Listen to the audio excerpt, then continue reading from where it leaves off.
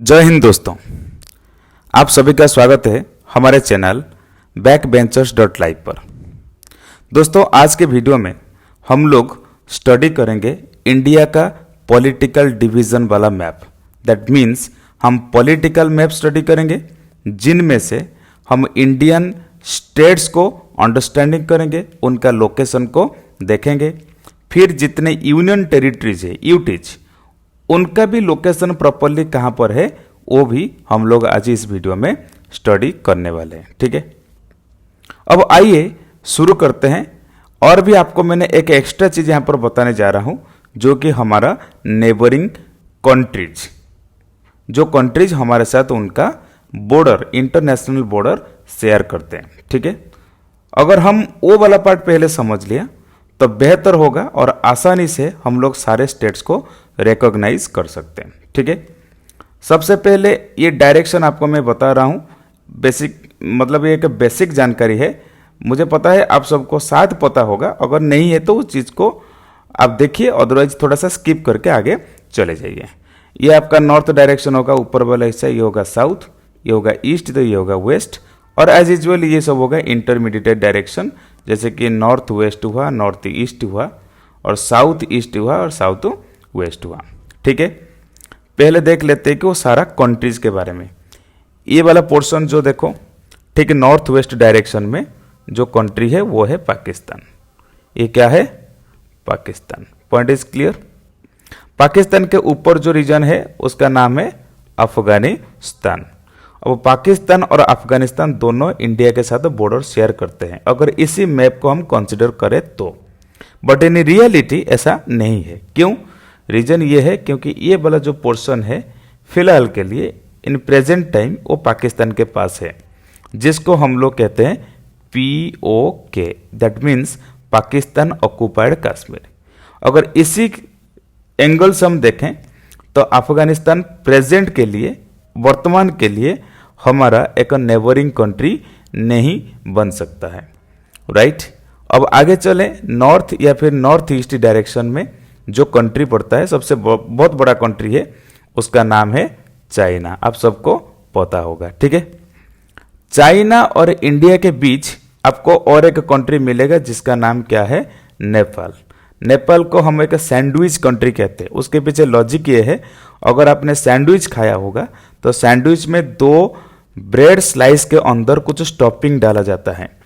कुछ इसी प्रकार चाइना और इंडिया के बीच नेपाल और भूटान दोनों कुछ स्टॉपिंग की तरह उसके अंदर छुप जाते हैं, इसलिए इन दोनों कंट्री को हम सैंडविच कंट्री कहते हैं। तो ये वाला कंट्री का नाम जो होगा, इसका नाम होगा Bhutan. Right, clear the point. अब इसके अलावा और एक कंट्री है ईस्टर्न साइड में जिसका नाम क्या है? म्यांमार। राइट, अब वो यहाँ और एक कंट्री पड़ जाता है जो इंडियन टेरिटरी के अंदर वो हाइड करता है, जिसका नाम है बांग्लादेश। ओके, बांग्लादेश। अब बांग्लादेश के बारे में थोड़ा सा मैं फैक्ट आपको बताना चाहता हूँ। बांग्लादेश पहले वो बंगाल प्रोविंस का एक पार्ट हुआ करता था। अब 1905 में प्रोबेबली वो क्या हो गया? पार्टीशन हो गया था। 1905 होगा या फिर 06 होगा, ठीक से याद नहीं आ रहा है। ये पार्टीशन हुआ था। अब ये जो पार्टीशन हुआ, ये वाला पोर्शन बन गया था उस टाइम के लिए, अंग्रेजों के जमाने के लिए, ईस्ट बंगाल। ओके, और ये वाला पार्ट बन गया था वेस्ट बंगाल। बाद में आपको समझाऊंगा। ठीक है, अब जब वो इंडिया का डिवीजन हुआ आफ्टर द इंडिपेंडेंस, इंडिया और पाकिस्तान बना, तो ये वाला पोर्शन जो ईस्ट बंगाल था वो बन गया था ईस्ट पाकिस्तान। क्या बना था वो? ईस्ट पाकिस्तान बना था। अब ये वाला पोर्शन बन गया था वेस्ट पाकिस्तान, ये वाला पोर्शन बना था वेस्ट पाकिस्तान। फिर 1971 में जो इंडो पाक वार हुआ, उसी वार में बांग्लादेश को अलग एक नेशन का दर्जा दिया गया और वो ईस्ट पाकिस्तान से हटकर अब बना क्या? एक नई टेरिटरी, नया कंट्री, जिसका नाम रखा गया Bangladesh. I hope you are clear. तो जितना कंट्री का नाम अभी बताया वो सब हमारे साथ अपना इंटरनेशनल बॉर्डर, लैंड बॉर्डर हमारे साथ उन्होंने शेयर करते हैं। कुछ और भी 2 कंट्री है जिन्होंने अपना बॉर्डर हमारे साथ शेयर करते हैं, लेकिन वो लैंड बॉर्डर नहीं बल्कि मेरीटाइम बॉर्डर है। मेरीटाइम बॉर्डर का मतलब होता है समुद्री रास्ता जो होता है, समुद्री यानी कि वाटर बॉडी में उन्होंने हमारे साथ टेरिटरी साझा करते हैं। ठीक है, अब इसका नाम क्या है? श्रीलंका। ओके, श्रीलंका के साथ हम लोग रामायण काल से परिचित है। ठीक है, और यहाँ पर एक आइलैंड ग्रुप आपको देखने को मिलेगा जिसका नाम है मालदीव्स। ये दोनों कंट्री हमारे साथ अपना वाटर बॉडी में बॉर्डर शेयर करते हैं। अब कुल मिलाकर हमारे पास क्या कंक्लूजन निकला? इंडिया के पास 7 ऐसे कंट्री है जिन्होंने हमारे साथ लैंड बॉर्डर शेयर करते हैं, 2 कंट्री मैरीटाइम बॉर्डर शेयर करते हैं। दैट्स द पॉइंट, आप लोग को सब कुछ समझ में आ गया, जो कि हमारा नेबरिंग कंट्रीज है। अब वो पाकिस्तान कहाँ पर है, अफगानिस्तान कहाँ पर है, चाइना, नेपाल, भूटान, म्यांमार, बांग्लादेश, श्रीलंका, ये सारा कुछ आपके दिमाग में रह चुका है। ठीक, अब हम लोग स्टडी करते हैं इंडिया की सारे स्टेट्स के बारे में और वो सारे यूनियन टेरिटरीज के बारे में। आपको जैसे पता है कि 28 टोटल स्टेट्स है और 8 यूनियन टेरिटरीज है, वो सारा कुछ हम लोग अभी देखने वाले हैं। ठीक है, अब सबसे पहले मैं अपना स्टेट से ही आगे जाना चाहूँगा क्योंकि मेरा स्टेट है ओडिशा। ये वाला जो पॉइंट मैंने रखा, ये वाला रीजन का नाम क्या है? ओडिशा है। मैं यहीं पे लिख देता हूँ, बेटर होगा, ओडिशा। तो ये रीजन हो गया आपका ओडिशा। ठीक, अगर ओडिशा को आप नोटिस करो, ओडिशा के ठीक हेड में, हेड एंड ठीक उसके मुंडी के ऊपर आपको जो स्टेट मिलेगा, वो स्टेट का नाम है वेस्ट बंगाल। मैंने बोला था ईस्ट बंगाल और वेस्ट बंगाल, तो ये हो गया ईस्ट बंगाल और ये बन गया वेस्ट बंगाल। कभी कभी ये भी आपके दिमाग में भी एक कंफ्यूजन भी रहा होगा, सर वेस्ट बंगाल तो असल में ईस्ट में है इंडिया का, तो फिर भी उसका नाम वेस्ट बंगाल क्यों? इसका आंसर ये है कि भले वो इंडिया की ईस्टर्न साइड में है लेकिन बंगाल की वेस्टर्न साइड में था, इसलिए तब से वो नाम रह चुका है। मतलब तो वो नाम को उसी समय से दे दिया गया था, वेस्ट बंगाल और ईस्ट बंगाल, तब से वो चला आ रहा है। ठीक है कि नहीं? अब वो ठीक, अगर ये वाला आपको हेड हुआ तो वेस्ट बंगाल, तो ठीक है उसके कंधे पर आप नोटिस करो, यहाँ पर ये जो रीजन होगा ये झारखंड है। कौन सा रीजन है? ये झारखंड। झारखंड को कैसे याद रखोगे? धोनी का स्टेट है, और वेस्ट बंगाल और सौरव गांगुली का स्टेट है, और उड़ीसा तो मेरा स्टेट है। ठीक है, अब ऊपर, उसके ऊपर देखो, ठीक है उसके पीठ के ऊपर आपको जो स्टेट मिलेगा उसका नाम क्या है? छत्तीसगढ़। छत्तीसगढ़, राइट। तो ये बन गया उड़ीसा, ये बन गया आपका वेस्ट बंगाल, ये बन गया झारखंड और ये बन गया आपका छत्तीसगढ़। ठीक है, ठीक ही उड़ीसा की जो उसके डाउन साइड में देखेंगे, यानी कि उसका जो नीचे आपको 2 स्टेट देखने को मिल जाएगा। वो पहले एक हुआ करता था, अभी 2 बन गया। इसका नाम है आंध्र प्रदेश। क्या है इसका नाम? आंध्र प्रदेश। और एक का नाम क्या है? तेलंगाना। इसका नाम क्या है? तेलंगाना। Got the point. अब वो ठीक है आंध्र प्रदेश से नीचे, ठीक उसके बैक, मतलब ठीक उसके डाउन साइड में आपको मिल जाएगा तमिलनाडु। तमिलनाडु को याद कैसे रखोगे? CSK, Chennai super king. ठीक है, और तमिलनाडु और आंध्र प्रदेश पहले एक हुआ करते थे। आंध्र प्रदेश अलग हुआ, तमिलनाडु अलग हुआ, फिर आंध्र प्रदेश और 2 टुकड़े में डिवाइड होकर तेलंगाना हुआ और फिर आंध्र प्रदेश अलग बन गया। ठीक, आंध्र प्रदेश की बैक साइड में आपको मिल जाएगा कर्नाटक। ये वाला रीजन जो है उसका नाम क्या है? कर्नाटक। कर्नाटक मूवी रिसेंटली बहुत ज़्यादा पॉपुलर हुआ था। उसका नाम क्या था? कर्नाटक में प्रोबेबली वो वाला मूवी का नाम था कांतारा। ओके, और इससे पहले और एक कर्नाटक का जो एक मूवी था जिसका नाम है KGF, बहुत पॉपुलर हुआ। KGF चैप्टर 1 और चैप्टर 2। तो कोलार गोल्ड फील्ड भी वही कर्नाटक में मौजूद है। ठीक है, तमिलनाडु की वेस्टर्न साइड में आपको क्या मिलेगा? वो रीजन का नाम है केरला। क्या है? केरला। तो केरला बन गया, तमिलनाडु हो गया, आंध्र प्रदेश हो गया, तेलंगाना हो गया, कर्नाटक हो गया। कर्नाटक के ऊपर एक बड़ा जो स्टेट है उस स्टेट का नाम क्या है? महाराष्ट्र और मुंबई इंडियंस। आप लोग भी उसका फैन भी हुए होंगे, लेकिन मैं तो CSK का फैन हूँ।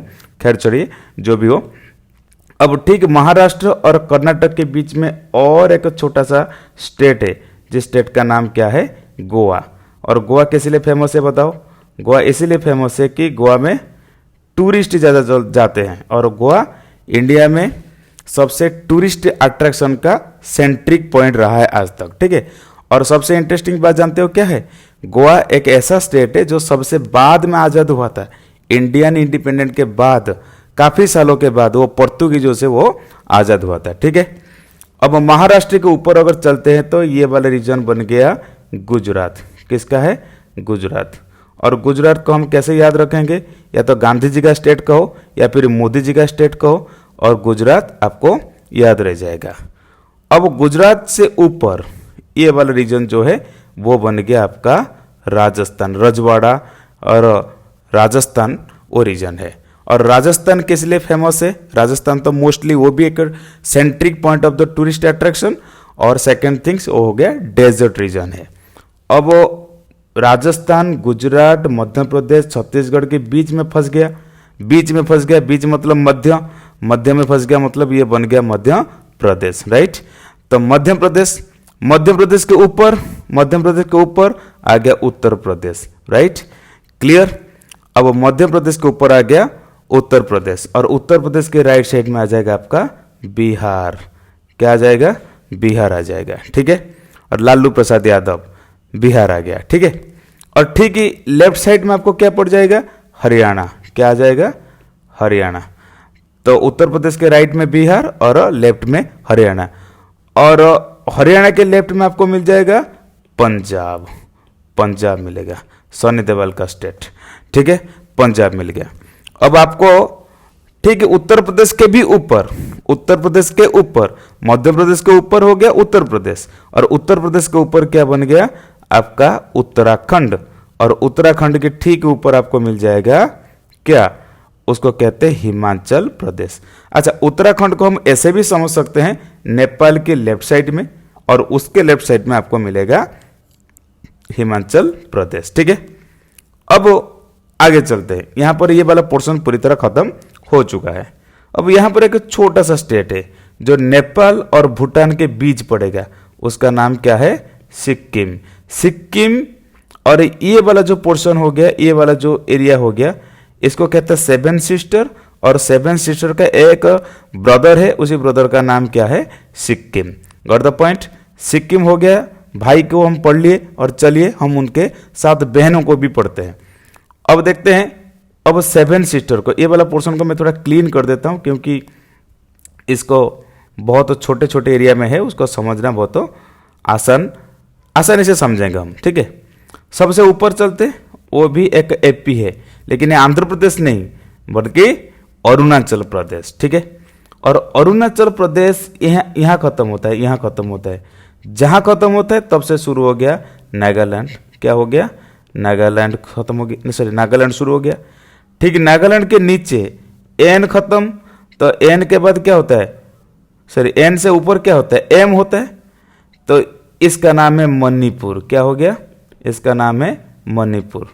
और मणिपुर के नीचे आ गया मिजोरम। क्या आ गया? मिजोरम।